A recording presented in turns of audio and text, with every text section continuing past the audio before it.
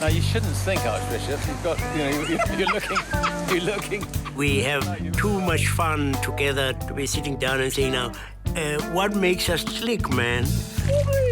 We just enjoy the fact that we click. He can't swim yet, so I'm going to try to teach him to swim this afternoon. Hey! Archbishop Tutu, he's just an extraordinary individual. He's respected around the world, but he doesn't take himself too seriously. Why do you have so much money?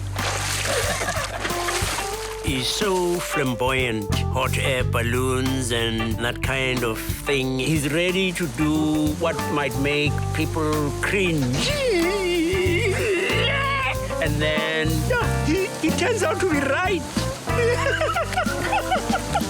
But isn't this a gorgeous place? Hello. Does look like Richard. Hello. Yeah.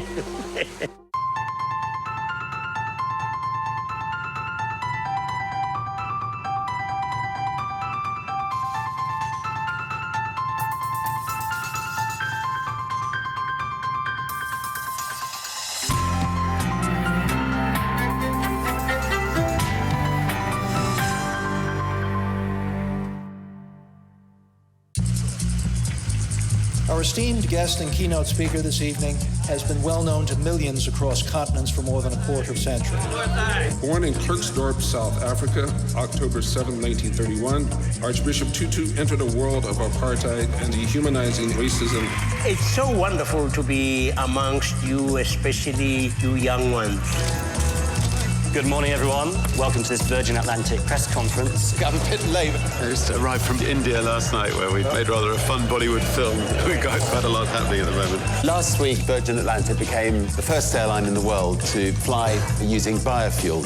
Well, today, we're announcing an order worth $2.6 billion for the cleanest possible engines from Rolls-Royce. God says, hey, dream with me, my dream of a new kind of world. He served 3 years as a high school teacher and then entered the Anglican ministry in 1958. In 1986, Desmond Tutu was consecrated the Archbishop of Cape Town. Bishop Tutu called for nonviolent resistance and an economic boycott of South Africa. People are dying in wars. But hey, there's goodness. Although he is retired, he has never stopped working. There's laughter. He holds honorary degrees from over 130 universities. There's joy, there's caring. I'm a little tired today, I have to admit. My body doesn't normally let me down. I'm lucky that my body seems to cope with a little sleep. So please give a warm welcome to Richard Branson. Congratulations to the Virgin team for creating another great Virgin company. Thank you.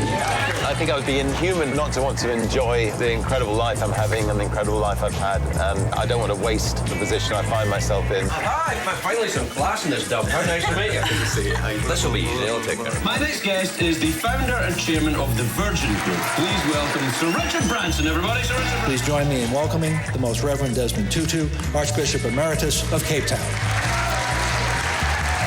He's one of the most remarkable people I've ever met. His whole life he's given to other people. I've got to know him really quite well over the years. If you ask most people in the world who's the one person that has the greatest moral authority that they look up to, I think it would be Archbishop Tutu.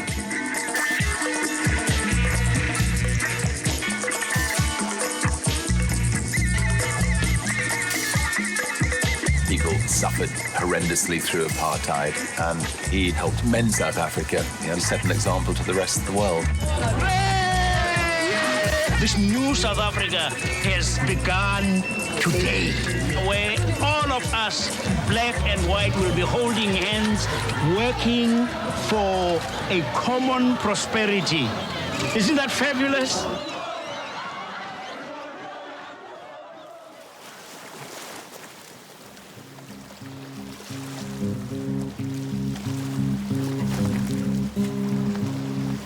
One of the sayings in our country is Ubuntu, the essence of being human. Ubuntu speaks particularly about the fact that you can't exist as a human being in isolation. It speaks about our interconnectedness. You can't be human all by yourself.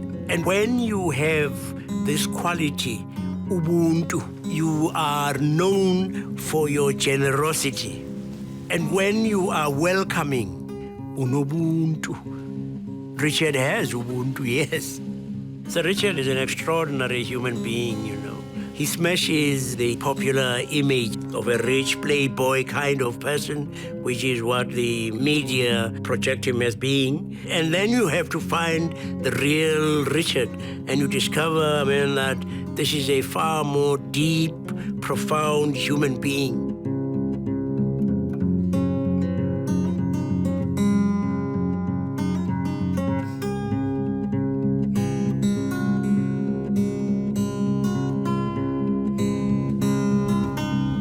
Hello. Hello.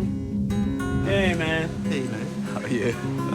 Did All right, you come on now, come on, it's going to look beautiful. Did you get home okay? Yeah, it's going well. It's going really well.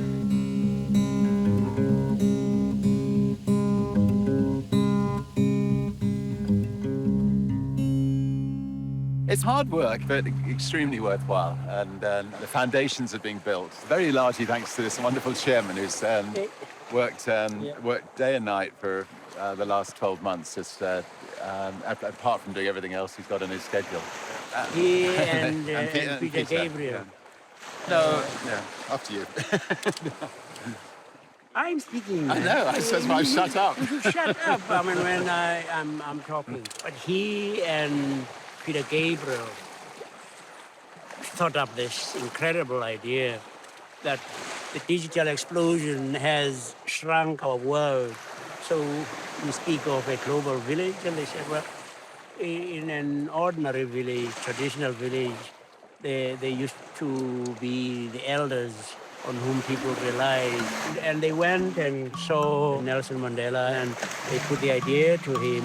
We just thought, if we can get the 12 most respected individuals in the world together, if there's a conflict, then a group of them could go and try to address that conflict. And so, for instance, right now, as we speak, you've got, Kofi Annan, the Archbishop was there 2 months ago, trying to see whether they can sort out the Kenyan crisis. There's already, in a very short period since that conflict started, 600,000 displaced people, 1,000 people horribly killed.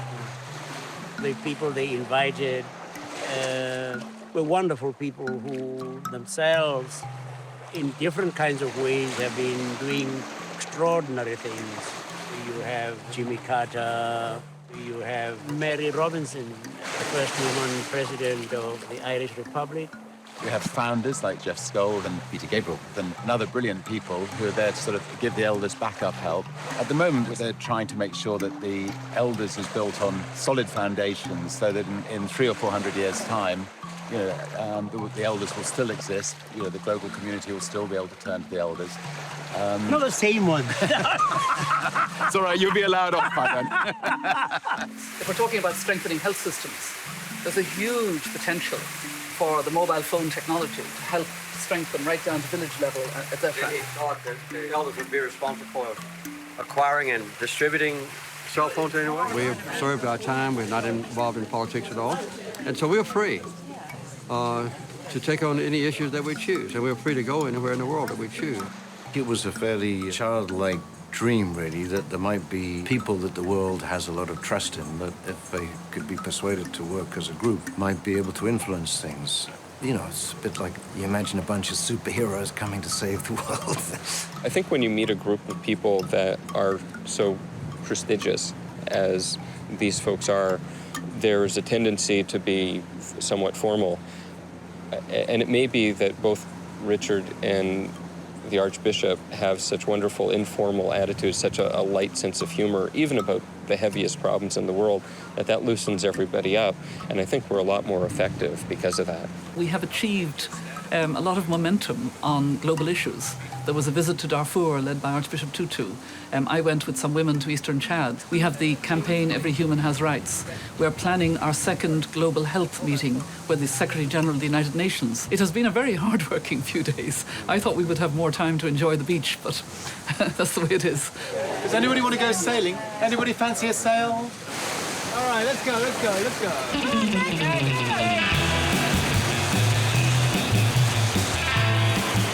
I've sailed ever since we bought this deserted island called Necker Island when I was about 26 years old. It was a beautiful island, but nobody else wanted it, and I fell in love with it, and I had to borrow and beg to get the money for it, and then every time we had a hit artist, we built another building on it, and so I've been sailing ever since then. Yeah. I was 16 years old, and I was sitting around in a basement with a number of young girls, and we were trying to think of a name for a record company. One of the girls piped up, laughing, "We're all virgins in this room, let's call it Virgin." The reason I wanted a record company was we had this tape by this young artist called Mike Oldfield, and nobody would release it. Beautiful music, which we called Tubular Bells. So we just decided to form a small record company to put out music by artists who we liked, and it happened that other people liked the music as well, and it became a worldwide success. We'd built the biggest independent record company in the world with fantastic bands, Genesis and Peter Gabriel, Phil Collins and the Rolling Stones and Janet Jackson and Lenny Kravitz and the Sex Pistols. The year or two that the Sex Pistols lasted was full on, very intense, great fun. I used to fly a lot on other people's airlines. I hated the experience. If I was lucky, I'd have a bit of chicken dumped on my lap. The seats were uncomfortable. The lighting was dreadful. Some airlines actually haven't changed, but I just thought, let's try to create the kind of airline that I'd like to fly on. The airline business has been the one I've been closest to. Virgin Atlantic was a bit like having a beautiful daughter. She's now 21 years old, and I've seen her growing up, and she was bullied as a child, and so I've had to pay more attention to her. British Airways were going to extraordinary lengths to drive the airline out of business. They were illegally tapping into our computers, and they were using the information they got to contact our passengers to tell them that our flights were, pretending to be Virgin, that our flights were cancelled, and then switching them on to BA. They were going for my rubbish bins, looking for anything they could find to leak nasty stories to the press. They were damaging us, and in the end we took them to court, and so I had a difficult decision to make. I had to decide, do I close the airline and lose 6,000 jobs and 6,000 people being on the street, or do I sell my record company where all the jobs will be protected, and use the money from that to defend the airline, and so I sold the record company, and it was like selling a child. It was a tough decision. I remember running down the street, tears streaming down my face, having just told the staff, and running past this sign which said, Branson sells for $1 billion, and I thought if anybody had a photograph, they could see this poor lad with tears streaming down his face and $1 billion check in his pocket. But anyway. And I look like we've got trouble behind us. Trouble coming behind. All right, come on then, get them off.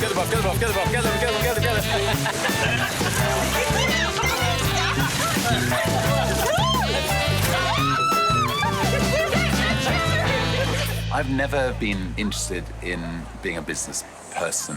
I've never been interested in making money. I've been interested in creating things that I can be proud of. I'm a lad from the 60s, and I think a lot of us who came out of the 60s, we were hippies then. I suppose we're still somewhat hippies now. And we wanted to make a difference. Left school at 15 to try to play my part in trying to stop the Vietnamese War, and started a magazine to campaign against it. I launched a magazine called Student, and it caught on amongst young people. It was my education, so although I wasn't at school, I was out there interviewing, people like James Baldwin and Jean-Paul Sartre and Vanessa Redgrave and a whole lot of fascinating people. See, I don't believe that business people deserve the kind of credit that they get, and yet enormous wealth comes with our particular profession, and therefore this great responsibility goes with that wealth. I was just thinking how easy it is to poo-poo attempts at, helping to change the world, because you see, what can a few individuals do in the face of all of the ghastlinesses? And I was saying, it is that we're part of a cosmic movement to turn our world into a slightly more compassionate place. You think of all the many awful people who do awful things. But there are also some great guys. Oh, did I say that? I can't imagine I said that. I mean, of him. No, he actually is a great guy. But he's been blessed. God has blessed him with resources which he could very well have said he wants to spend on himself and his family. And that would be justifiable. But he's refused to do that. He said, I'm blessed, and I want to see whether I can bless other people. Well, here we are. He's paid me actually to say that. No, but I mean, you can see, we are in this incredible paradise, courtesy of him. Elena, don't go.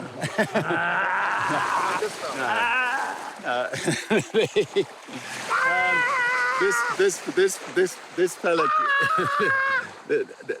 Shut up.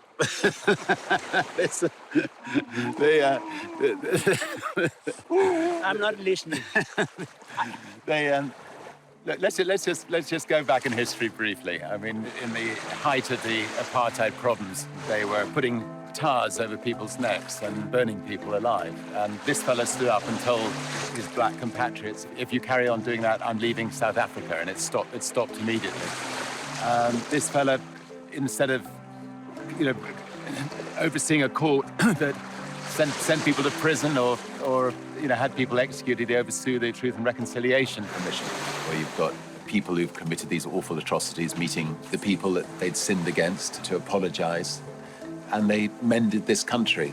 We hope that we will be able to open wounds so that they can be cleansed. And this has to be done with great sensitivity. That's enough. Actually, look, more important than everything, he's got a great sense of humor. And I think in an organization like this, you need your chairman to have the best sense of humor. Tell the story of how men can get into the kingdom of heaven. Outside heaven are two billboards. One has on it, stand here, all you men who have been dominated by a wife.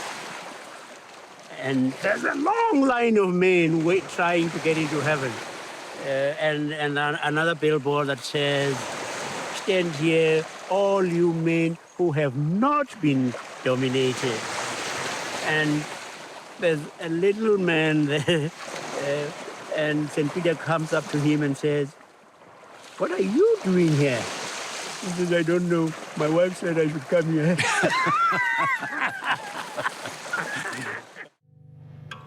Archbishop Desmond Tutu, one of the greatest moral leaders on our planet. He is here because he cares about you. He cares about people with such compassion that it just takes my breath away. And I get the tremendous honor of introducing to you Archbishop Desmond Tutu, who's going to speak to you now.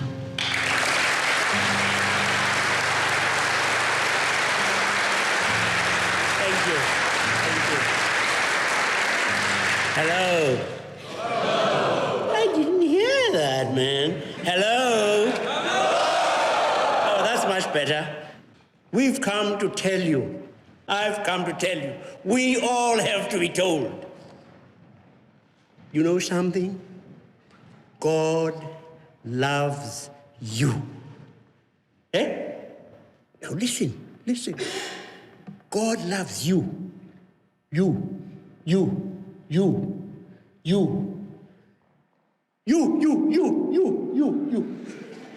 As if you were the only person on earth.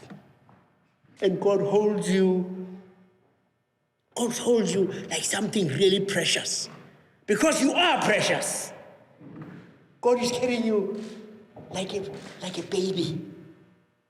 God is saying, hey, you are precious to me. I love you. I love you. You're the most beautiful thing I ever created. You are the best thing.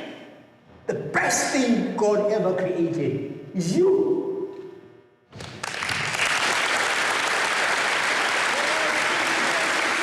How I got here is just numerous charges, you know, like possession of a firearm, third-degree burglary.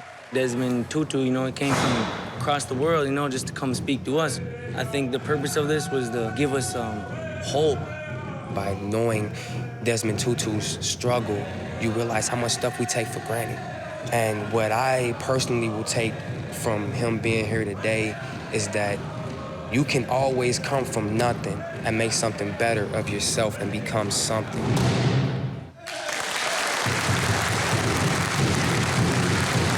I myself believe so very much in the God that is depicted in the parable of the lost sheep, of the prodigal son, of a God who is welcoming, and not allowing any to fall outside of that embrace. We think of ourselves far too frequently as just individuals separated off from one another, whereas you are connected. And what you do affects the whole. Don't do that, man. Don't get too excited. I mean, what's the matter with you? When you do well, it spreads out. It is for the whole of humanity. Thank you. Door-to-door step treatment. Lovely. I've got to finish the swimming lesson for the Archbishop. So we might do a bit of swimming in it tomorrow. I'm coming to the bar. Yeah, come to the bar. All right. Now, is this the thing relating to coffee? It's another possible mission for the elders to go on, which is just being debated and discussed, and it's a tough one. But I'm sure Kofi's going to be delighted to receive this. Just finished his one mission in Kenya, and he gets a letter saying, "Come on, off you go to another place in the world." I'm going to send it pronto. That's great. Thank you. The whole world, desperately wants something like this. I mean, nobody wants to see unnecessary conflicts. Even the people who sometimes start these unnecessary conflicts want people to come and try to stop them. As human beings, humankind, we actually do have an incredible capacity to get out of scrapes. I mean, we're very good at getting into scrapes, but we also manage so incredibly to get out of them. You look at the horrendous, say, Holocaust. There was a Nazism which at one time looked invincible. There was communism, there was fascism, there was apartheid. But they've all ended because people were quite determined that they are not made for living under an unjust dispensation. There's a lot of evil, but I want to keep reminding us that there's also a lot of good around, a lot of good. We first met soon after Nelson Mandela's release from prison. We funded a statue for Steve Biko in East London.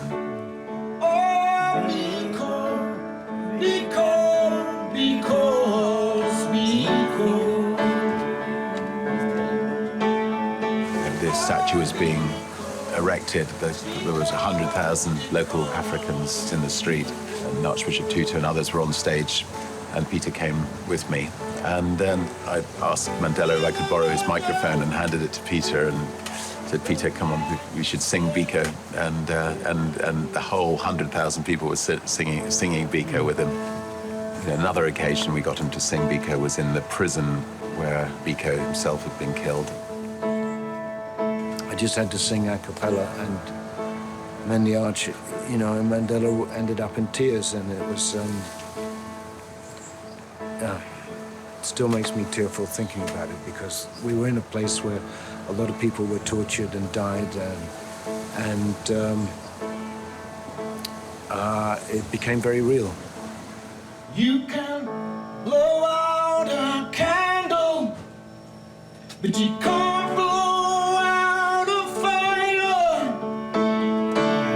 Once the flame begins to catch, the wind will blow it high. Oh, Biko, Biko, because Biko. I'm learning to realize more and more just how much I owe to others. Take South Africa. Clearly, I was not being a pioneer in fighting against the injustice of apartheid.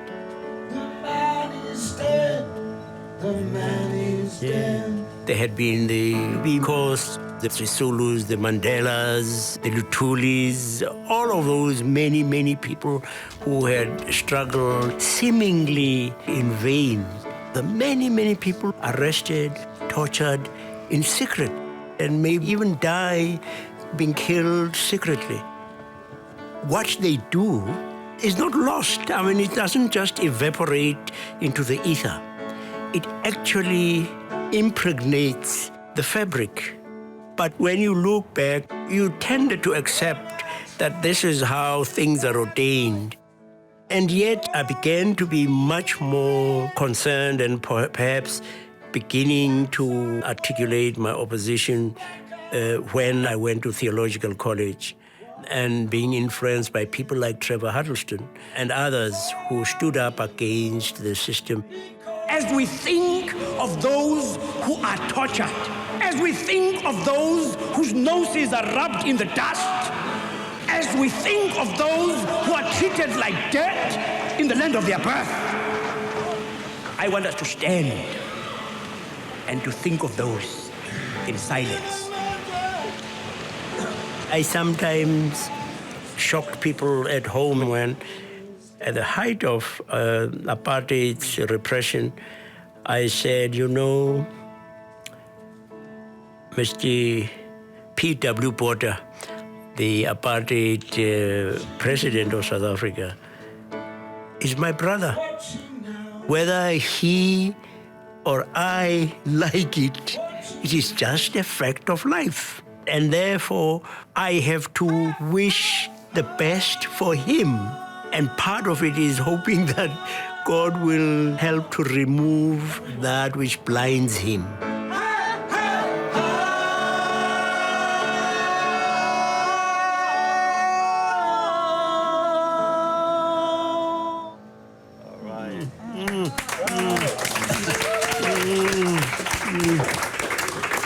Wonderful, wonderful. Thank you, Peter. It's always awful. I mean, I like listening to Biko, but each time it really just pulls at your heartstrings and you think of that young man. But thank you, thank you, thank you. We talk about the big things like the elders, but you know, the engine that pays our bills is things like the airlines. On behalf of the city of Los Angeles, please help me in welcoming Sir Richard Branson. 25 years ago, we started Virgin in the air with one plane with Virgin Atlantic. More recently, we set up Virgin America. And finally, people in America have got a decent domestic airline. Now, V Australia is flying between this great country and Australia. This will be our 8th airline in the world, but there's also one airline that's going into space, and that's coming on really well. We're only 12 months to 18 months from launching Virgin Galactic. Thank you very much.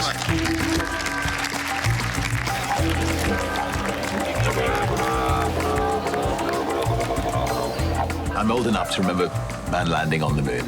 And I remember watching the television and thinking, wow, I'd like to go to space one day. So about 15 years ago, I decided to get out there and see if I could find an engineer or a scientist who could build a reusable space rocket that could take us to space. And then finally came across Burt Rutar, who's an absolute genius. And we ended up sponsoring a spaceship that he built, which won the X Prize. And then taking that technology, we're now building 5 spaceships. We've got the environmental cost of sending somebody into space at less than an economy class trip between New York and LA. And I think it'll be the start of a whole new era of space travel. You'll be taken up to 60,000 feet. You'll be dropped away from the mothership. You'll then go from 0 to 4,000 miles an hour in 10 seconds. And you'll become an astronaut. Every astronaut I know who's been to space, who've looked back on the absolute sheer beauty of the Earth, almost all of them are spending a lot of time and energy on the environment. And global warming is perhaps the greatest threat the planet faces. So as an airline owner, what do? Do we sell all our planes? If we sell all our planes, another airline will use them. What we decided to do instead was to take 100% of all the profits that the Virgin Group make from all our airlines and any shares that we sell, and then just invested in trying to come up with clean fuels. And not just clean fuels for planes, but clean fuels for cars, buses, lorries. Now, we're not doing that as a charity. We hope to build companies which will rival the coal companies, the oil companies, the gas companies. And then we set up this $25 million prize to see if somebody out there can come up with a way of extracting carbon out of the Earth's atmosphere. We could then regulate the Earth's temperature by, if it's getting too cool, we can put more carbon in. If it's getting too hot, we could take carbon out. And I just believe that out of 6.5 billion people, somebody out there will crack that problem. It's such a fragile, such a beautiful, beautiful planet that we're on. Anyway, I just wanted to say we've had a great couple of days. President Carter's leaving tomorrow. He didn't tell me. No. I mean, no, but I mean, I'm supposed to be the chair of this. Did I give you permission? I thought coming and going was voluntary. I mean, we don't have that much autonomy left. No. It's a dictatorship. But we've heard back from Kenya that Kofi Annan and Grasha Michelle, that things look like there's going to be a positive announcement tomorrow. But just to say, we wish the elders all the best. So to the elders, cheers. The elders. Cheers.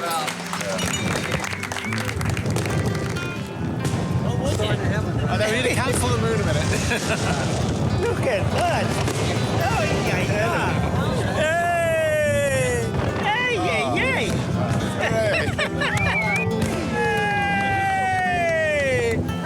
It's been good, hasn't it? Yeah, it has been. Everything's worked out. No, that's fantastic. At least it's good or better than I thought. Wonderful. Thanks to you. Great. And your All hospitality. of us. It's been brilliant. And Thank you. I'll come and see you often here. We have to pinch ourselves with all these incredible people who visit this lovely island and do such wonderful things. Part of what makes you feel good about humankind is that there are people who care immensely and who are ready to invest resources that they have, seeking to improve the world. Good luck. He cares. He really does care about the plight of people. And sometimes he may even want to think that he is able to provide an instant solution. But it is that he has a heart. Hello. Oh, look at him. He's got his swimming costume on. How did you persuade him to do that? So it was Peter's turn last time, my turn the first time, and it's my turn again this time. No, thank you. Yeah, I think you're prepared. You're prepared. Okay, here we go. He's looking for you. Well, we're just going for a swim. We'll be back in a minute. Being an archbishop, he really should be able to walk on the water. But now you shouldn't think, Archbishop. You've got, you're looking. Right. Okay. All right.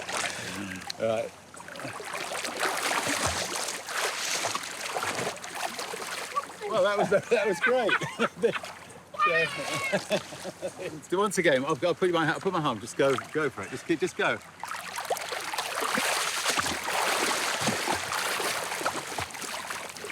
That was brilliant. How many is enough? Water is nice, though. What's nice? Just water's being. It's just good to be in the water.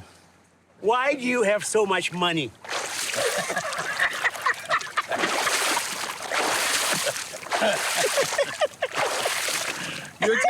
He's taking it all off me. You see, he's not answering. Why are you so successful?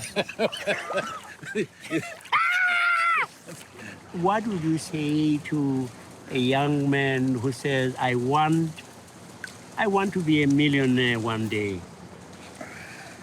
how can I become a millionaire? Well, first of all, I'd say it's not that important to become a millionaire. I think what you want to do in life is fulfill your dreams. To sort of have That's my dream, man.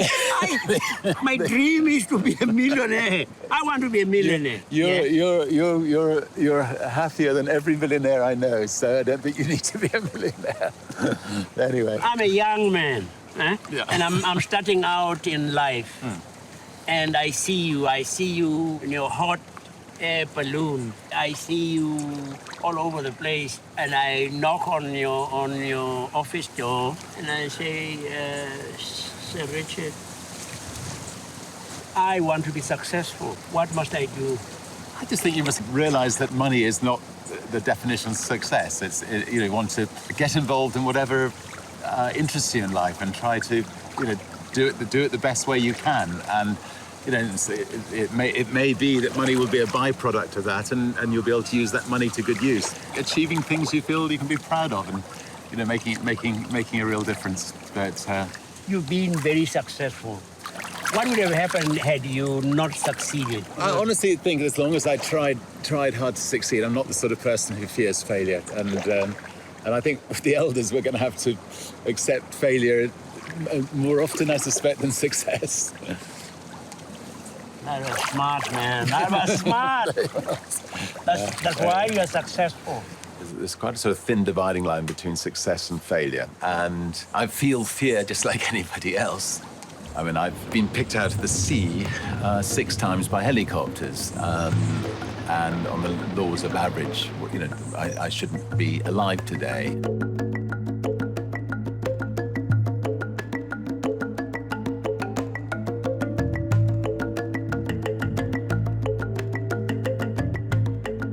I felt extreme fear. The worst was our Trans-Pacific balloon flight, where about 300 miles into the flight, and with 6,000 miles to go, we lost about 60% of our fuel.